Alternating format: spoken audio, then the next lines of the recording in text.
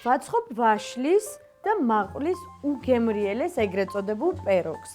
რა თქმა უნდა, დარიჩინის და ლიმონის არომატით, რომელიც განსაკუთრებულად უხდება ზამთრის ცივ დღეებს.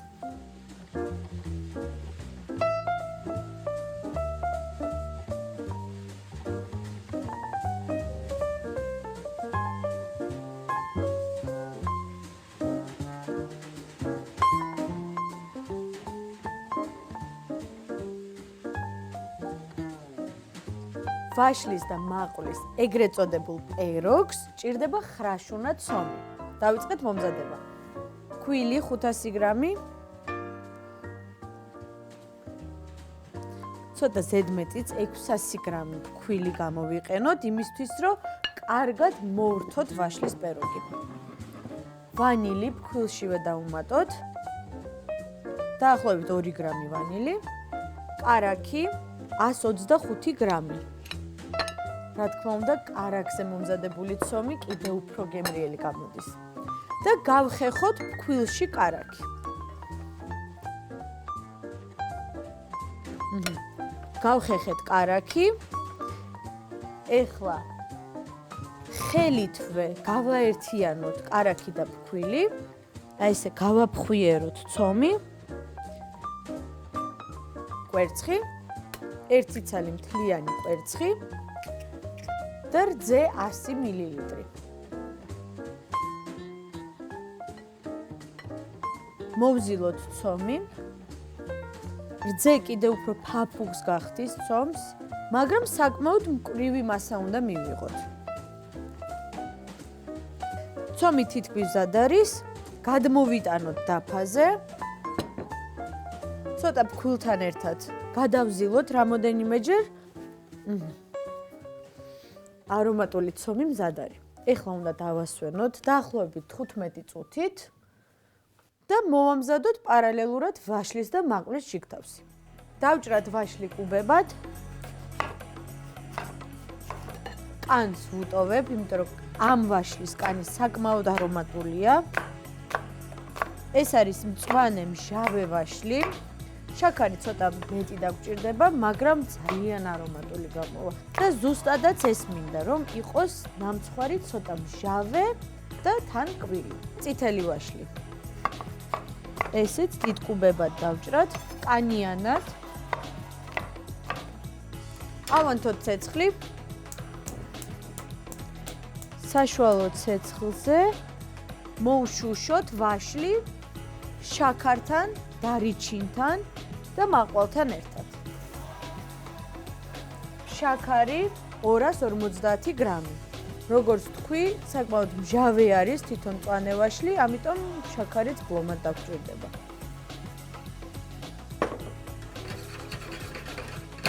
ეხლა შაქარი გადნება, გაუშვებს ვაშლი წვენს, ეს ყველაფერი კარგად მოითუთქება, მერე დავუმატოთ დარიჩინი და მზად იქნება შიგთავსი და მაყვალი.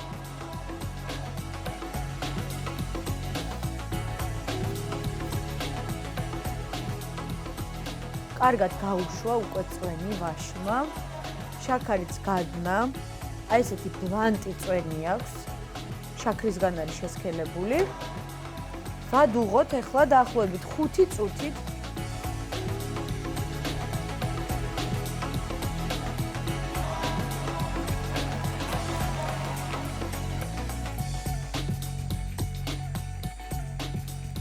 დავუმატოთ დარიჩინი, ცოტა, ზედმეტი რო არ მოგვივიდეს, იმიტომ რომ საკმაოდ ძლიერი არომატი აქვს დარიჩინს. ამოურიოთ. საკმარისია გამორთოთ. გადმოვიტანოთ ჯამში, ცოტა უნდა გაგრილდეს.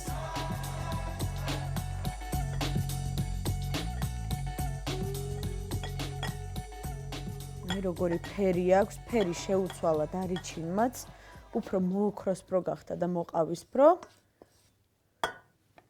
სანამ ბოლომდე გაგრილდება, დავუმატოთ მაყვალი. აქ არის 400 გრამი მაყვალი. თავის წვენიანად, ესეც კარგ ფერსაც მიცემს თვითონ ხილს. ამოურიოთ, რომ გაუჯდეს არომატი. გენიალურია. მე მგონი ესეც უკვე ძალიან კარგია.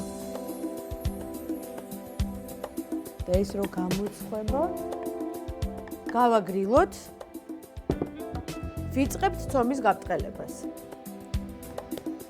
გავჭრათ გუნდა ორად. უფრო დიდი ნაწილი დაგჭირდება ძირისთვის და ზემოდან უფრო პატარა. ეს დროებით გადავდოთ ქვილი.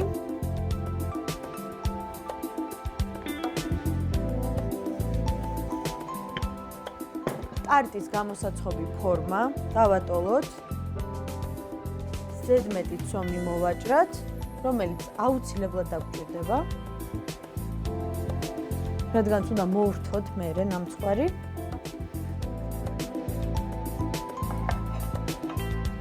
ცოტაც გავიყვანოთ და გადავიტანოთ ფორმაში. დავიხმაროთ საბრტყელებელი და გადმოვიტანოთ ცომი ფორმაში. ავასწოროთ. მოვაჭრათ კიდეები.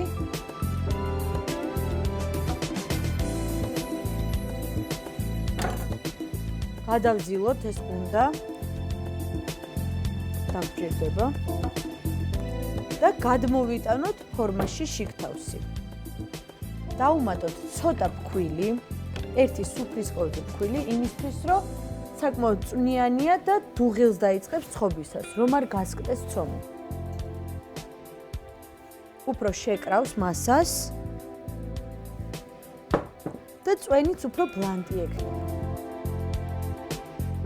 აი ამაზე მეტი რა უნდა ინატროთ ცივ ზამთარში. გადმოვიტანოთ შიგთავსი ფორმაში.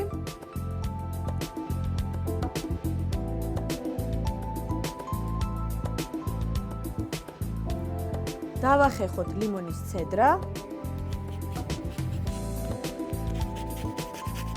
ლიმონის არომატი ხომ ყველაზე მეტად უხდება ზამთარს. საკმარისი. და გავაბრტყელოთ ზედა ნაწილი.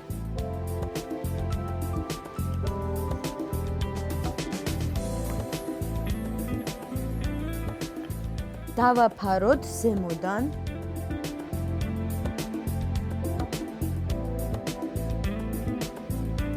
ჩავკეცოთ ესე ცომი, ერთმანეთზე დავაწებოთ. ზედმეტი ცომი მოვაჭრათ. თითქმის მზად არის და ეხლა ბოლო შტრიხები. გადავზილოთ დარჩენილი ცომი და მოვრთოთ ნამცხვარი ცომის ნაწნავით. გავაბრტყელოთ სიგრძეზე ცომი.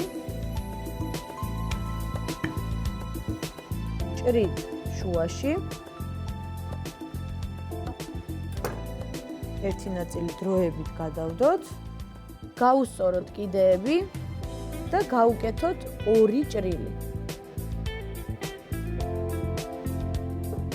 ბოლოდან არ ვიწყებთ, აქ პატარა ადგილს ვიტოვებთ და შემდეგ ვჭრით.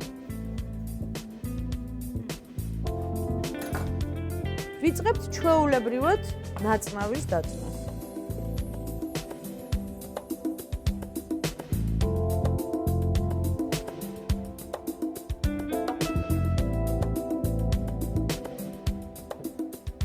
ერთი ცალი ნაწნავი მზად არის, აი ესე გავწელოთ. ეხლა მეორე. ორი ჭრილი.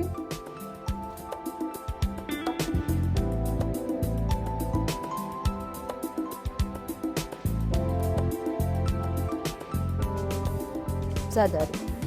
ორივე ნაწნავი მზად არის, გადავდოთ დროებით. გავაცალკევოთ ცილადებული. ორი ცალი კვერცხის გული საკმარისი იქნება.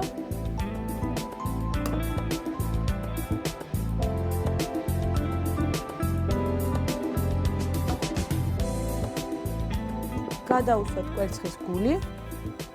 ამ შემთხვევაში წებოს ფუნქციას შეასრულებს კვერცხის გული. ეხლა დავადოთ ნაწნავი. და მეორე მხრიდანაც დავდოთ ნაწნავი. ეხლა მთლიანად გადავუსვათ დარჩენილი კვერცხის გული.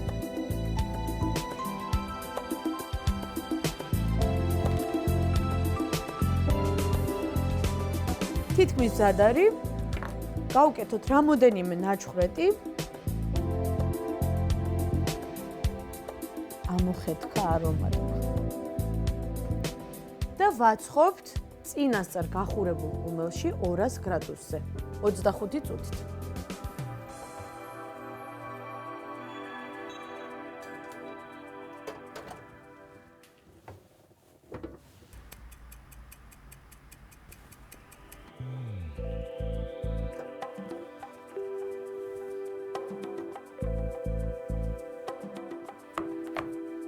კარგად გამოცხვა.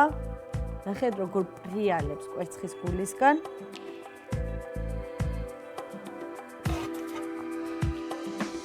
საკმაოდ წვნიანია.